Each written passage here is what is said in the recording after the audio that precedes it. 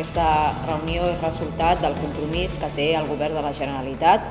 que totes les conselleries, en el marc de les seves competències, treballar de la mà dels ajuntaments per millorar les polítiques públiques que despleguem en el territori. Hem de posar en valor la feina que estan fent els cossos de seguretat, Mossos d'Esquadra i policia local, per revertir la corba delinqüencial, que aquest és un dels objectius principals del Departament d'Interior. La idea és que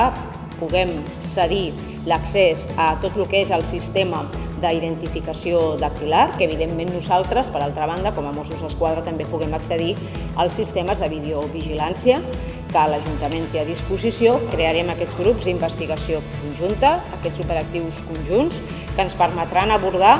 les problemàtiques que ens preocupen i ens ocupen. La multireincidència i el poder actuar amb eficàcia vol dir que hem de dissuadir els delinqüents de la comissió de delictes i que, per tant, la ciutadania ha de veure que no hi ha impunitat davant la comissió d'aquests fets.